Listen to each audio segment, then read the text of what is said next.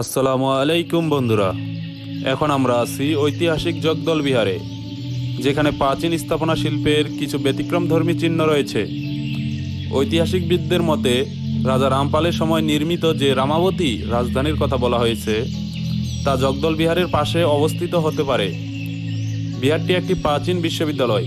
এখানে অসংখ্য ভিক্ষু কক্ষ রয়েছে এবং কিছু মূর্তি পাওয়া গিয়েছে।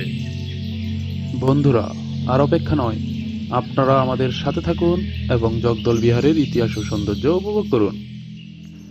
জগদল বিহার নওগাঁ জেলার 65 কিলোমিটার দূরে ধামরাট উপজেলার জগদল গ্রামে অবস্থিত।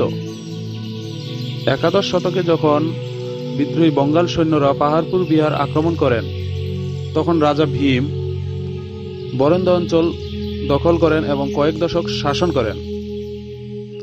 অতঃপর একাদশ শতকের শেষের দিকে রাজা রামপাল ভীমকে পরাজিত করে পিতার প্রিয় পিতৃভূমি বরেন্দ্র উদ্ধার করেন। ফলে প্রজারা তার প্রতি বিশ্বাস স্থাপন করেন। এই কারণে রাজা রামপাল রামাবতীকে রাজধানী করেন এবং তার নিকটবর্তী স্থানে জগদল বিশ্ববিদ্যালয় প্রতিষ্ঠা করেন। প্রিয় বন্ধুরা, আমরা এখন সেই জগদল বিহারে অবস্থান করতেছি। আপনারা জানেন কি, এখানে অনেক পণ্ডিতগণ শিক্ষা প্রদান এবং গবেষণার কাজ করতেন। তাদের মধ্যে বিভূতিচন্দ্র, আচার্য মুখাকর গুপ্ত এবং শুভাকর গুপ্ত অন্যতম পণ্ডিত ছিলেন। আপনারা যে কূপটি দেখতে পাচ্ছেন, তখন বিহারের সেটি একমাত্র পানির উৎস ছিল। বর্তমানে কূপের পাশে কয়েকটি শিমুল গাছ রয়েছে, যা বিহারটিকে আরও সৌন্দর্যমণ্ডিত করেছে। বন্ধুরা, আপনারা যে পাথরগুলো দেখতে পাচ্ছেন, সেগুলো মূলত গ্রানাইট পাথর, যা পিলার হিসেবে ব্যবহার করা হয়। আপনারা বিশ্বাস করতে পারবেন না, এগুলো 917 বছরের পুরনো। এগুলো দেখতেই দর্শনার্থীগুলো ভিড় জমায়। আপনারা এক নজরে পুরো বিহার দেখতে পাচ্ছেন। একবার চিন্তা করুন, অতীতে এটি বিশ্ববিদ্যালয় হিসাবে গড়ে উঠেছিল। এগুলো এক একটি ভিক্ষু কক্ষ। এরকম 33টি ভিক্ষু কক্ষ এখন পর্যন্ত বিহারে পাওয়া গিয়েছে। পশ্চিমে একটি কক্ষ খননের সময় একটি কলসের মধ্যে 14টি ব্রোঞ্জের বৌদ্ধ মূর্তি পাওয়া যায়। এছাড়াও প্রতিটি কক্ষে বৌদ্ধ মন্দির রাখার পৃথক ব্যবস্থা ছিল।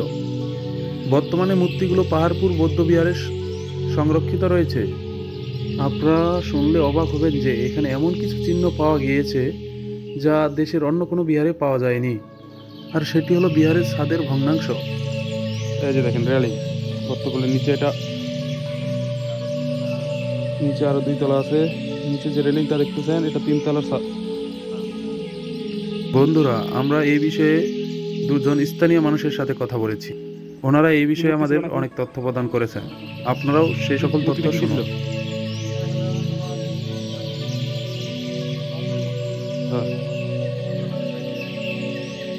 পাথরের মূর্তি, সোনার মূর্তি। কত কেজি ওজন ছিল এটা? এটা কি সরকার নিয়ে গেছে না অন্য কোনো? ওই যে দুর্বৃত্তরা আছে নাই, যারা মূর্তি চুরি করতো, সোনার মূর্তি ছিল। আর পাথরগুলো বিষয়ে সরকারি লোক নিয়ে গেছে পাথরগুলো। আর এখন যে পাথরগুলো পড়ে আছে, দেখার জন্য লোক আছে, কিন্তু ওইভাবে পরিচর্যা হয় না।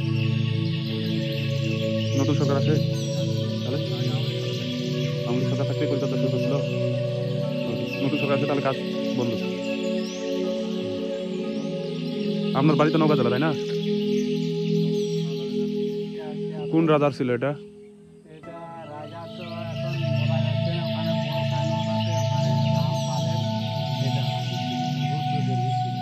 বিশ্ববিদ্যালয় ছিল, মানে ওনার বাসাও ছিল এক। হ্যাঁ, এনার সংলগ্ন আলতা দিঘি। ও, এটা কয় তালা ছিল?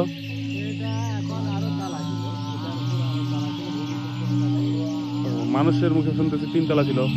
এটা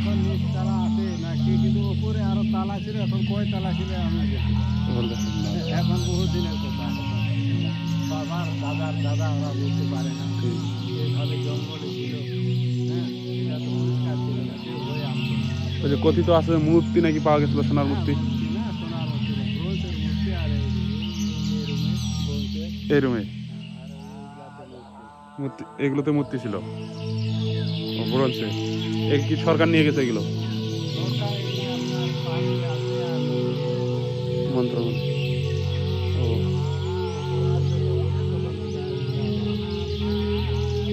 ও, আপনার নামটা কি হলো? জি নাম মানুয়েলা। কি দায়িত্বে আছেন? রক্ষণাবেক্ষণের দায়িত্বে। যাক, ধন্যবাদ আপনাকে।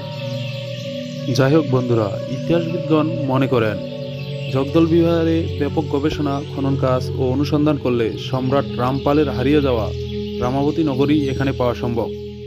কেননা কাছে আমায়ের নামে একটি জনপদ রয়েছে। ভৌগোলিক অবস্থান, অট্টালিকা ও নামের কিছু ধ্বংসাবশেষ মিল থাকায় আড়াইনগর লক্ষণপাড়ার সন্নিকটে আময়ের গ্রামটি রামাবতী বলে অনুমোদন করা হয়।